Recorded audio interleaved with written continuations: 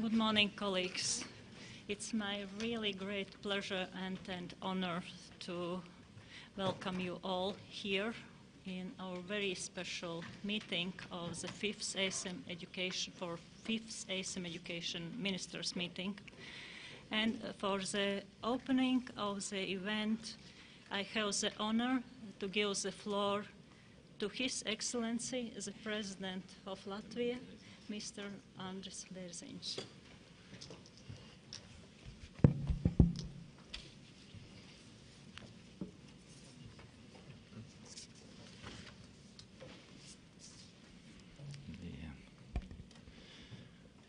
Godātie klātes.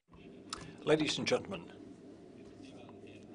2 days ago, the world learned of the tragic news from Nepal, where as a result of a heavy earthquake, thousands of people lost their lives and many were wounded. Before we start the meeting, I would like to express condolences to the relatives, and I'd ask you to commemorate the victims of the earthquake with a moment of silence.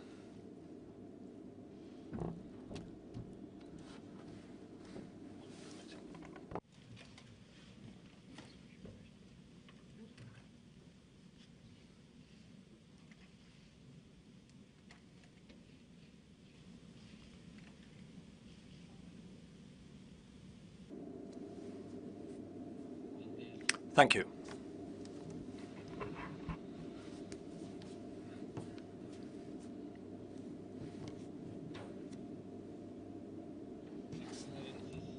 Excellencies, ladies and gentlemen, it's a great honor for me to open the fifth ASEM Ministers meeting. This is one of the greatest forums of education in the world. Symbolic that the forum takes place in the National Library of Latvia, the aim of which, the mission of which is to enlighten everyone who wants the light. We call it the Castle of Light. The themes which we are going to discuss today in the meeting, the quality of education, reasonable mobility, are most topical in all countries. Latvia is working hard on a quality education system, and we take as an example the model of the countries which have proved themselves in Europe. For example, the general education system of Finland. As well, making use of our heritage and experience, which sometimes has been forgotten or sometimes even called not good.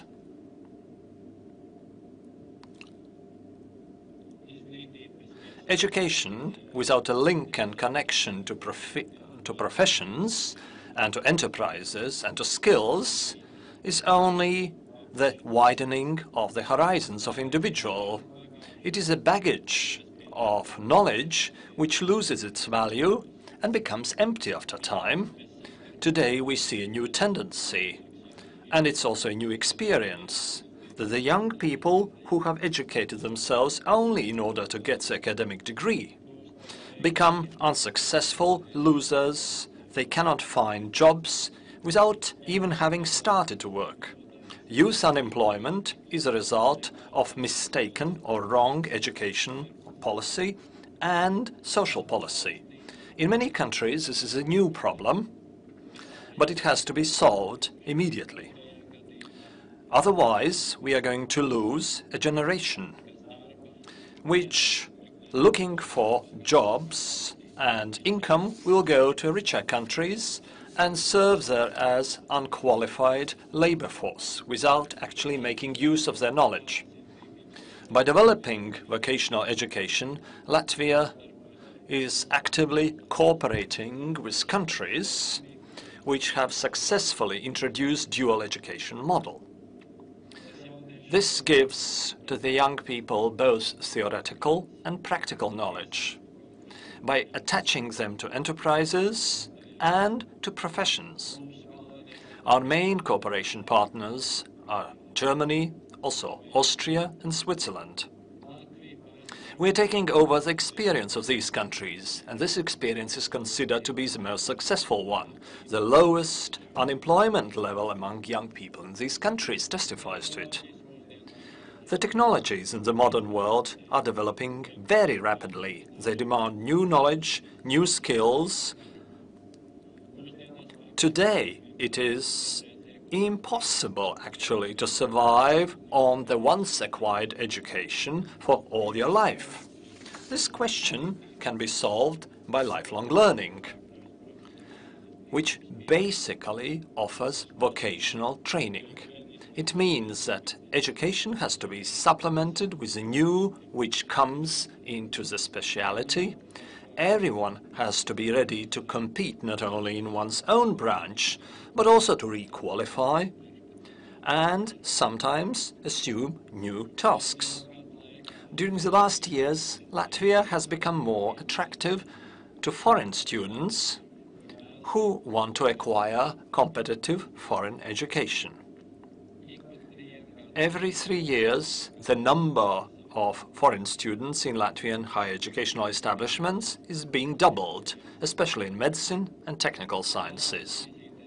During our state visits, the delegation always have active university rectors and chancellors and teachers, so that we create more contacts within the sphere of education. We have signed many interstate and also higher educational establishment cooperation agreements. And these have bore fruits, and this will be also good for the future, because education is one of our main export goods. I think this meeting is a wonderful starting point and basis for discussions for our future cooperation in an open, mobile, and technologically developing world. It's possible we'll not be able to solve all our problems at once, but I believe that together our understanding on solutions after this forum will be enriched. We'll have better contacts between European and Asian countries in the sphere of education. Thank you very much.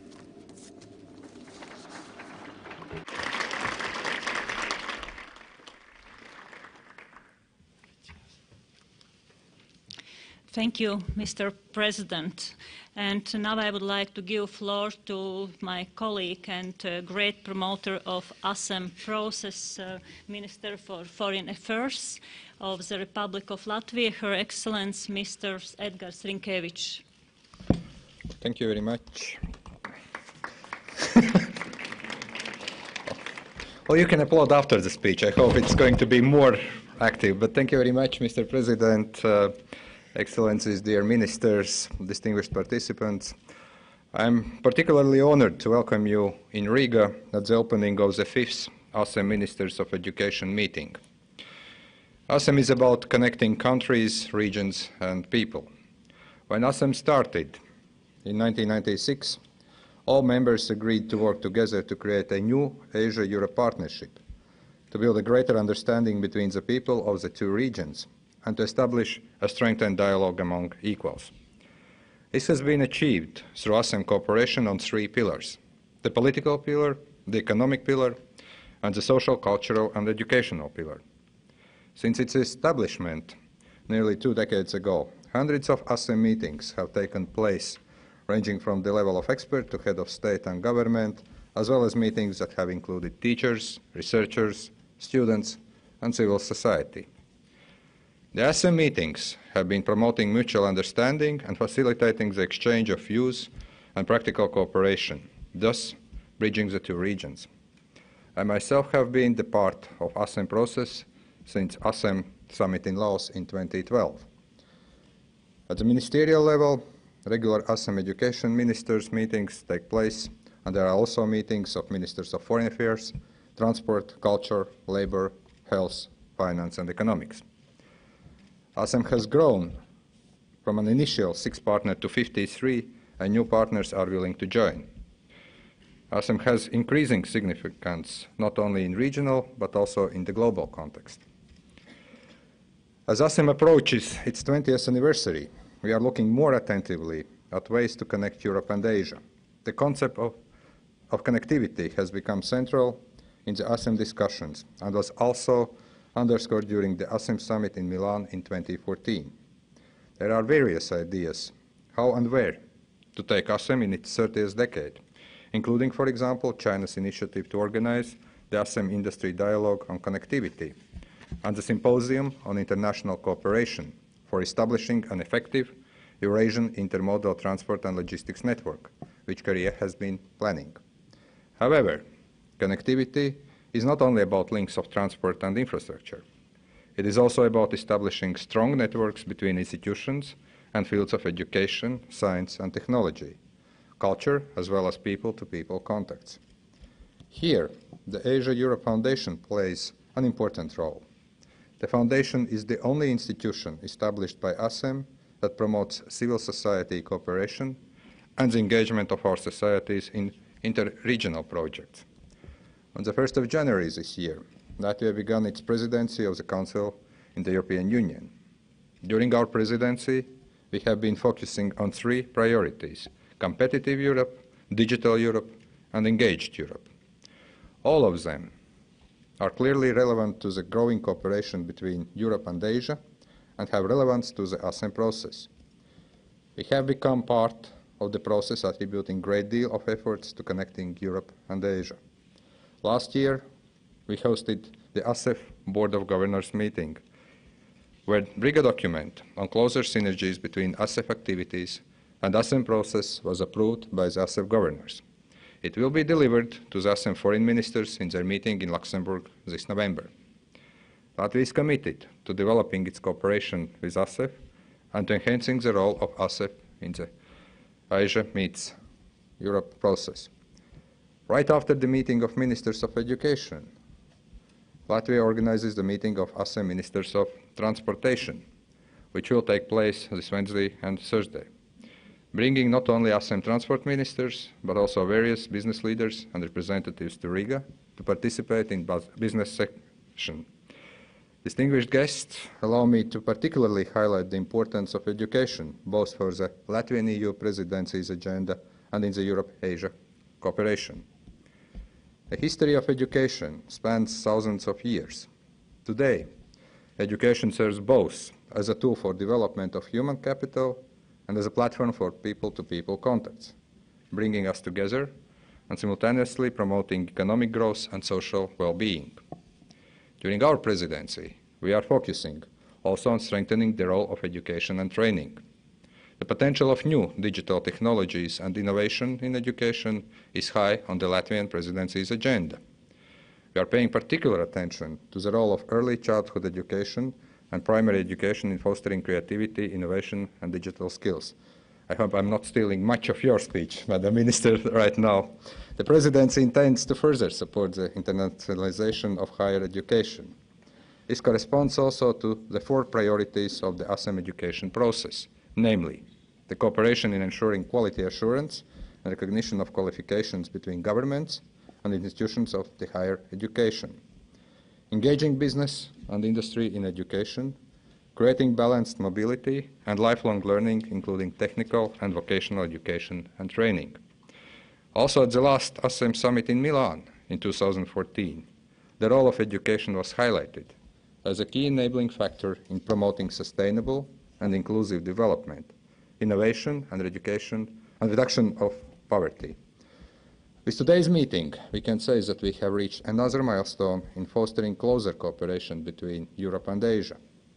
I hope that as people who believe in the power of education, you will feel at home in our National Library, which symbolizes admiration for good writing and the value of intensive study. I would like to express my appreciation to the organizing team from the Latvian Ministry of Education and the Secretariat of the Presidency of the European Union Council. And I wish all of you very fruitful discussions. Thank you very much.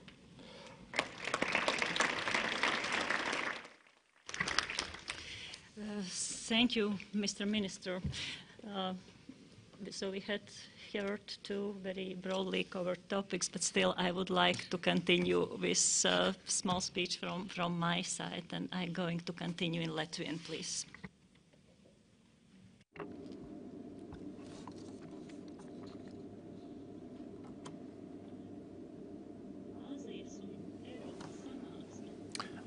ASEM is a strong framework for strategic partnership. In the last 20 years, this has grown from the main platform of informal dialogue between Asia and Europe. Education is a driving force of sustainable and general development, and it is most important in it. That is why I'm extremely happy to see so many representatives from so many countries here. This is achievement, and this proves that our cooperation, which is now called the Silk Road, is powerful. 57 delegations are here. I suppose this responsiveness stems from the work done by the Secretariat since 2014, since China, when the preparation started. And we would like to thank Germany and as well as Indonesia for their leadership of the Secretariat. But we have also to understand the contribution of all member states, of their ideas and experience. ASEM is a voluntary cooperation process, and that's why I'm extremely happy that you are ready to spare time and energy. During these last years, we have been going for the result, and this has been entitled in our title, so we are looking for results. That's a key word. The ideas, cooperation, suggestions, and concrete results are growing. And one of the main motives that I'd like to emphasize is the continuity and sustainability of our ideas and our work. This is the keynote which we advise the next member state to follow.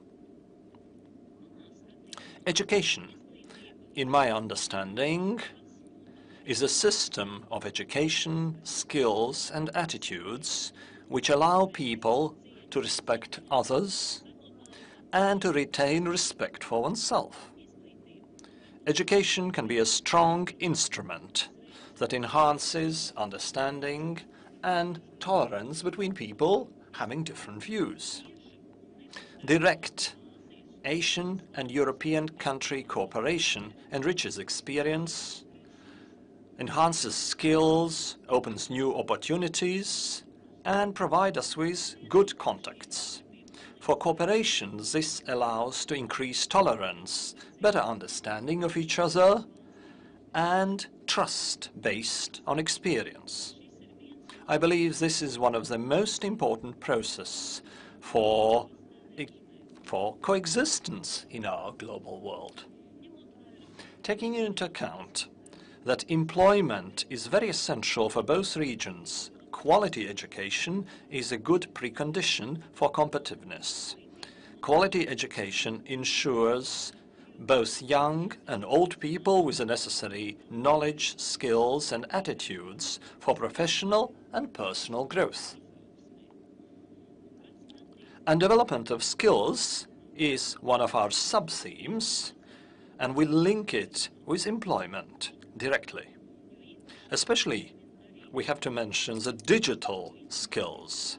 Information and communication technologies are offering huge opportunities to improve the learning experience and the quality of learning. Our creativeness and readiness to study and to change depends our development and our use of these opportunities, which are huge. Mr. President, Excellencies, ladies and gentlemen, ASEM countries contain 60% of world population, and the GDP of our countries constitutes half of the world GDP. The new educational Silk Road offers us huge possibilities and opportunities, and we can be happy that Asia and Europe can work together on improving this. Thank you.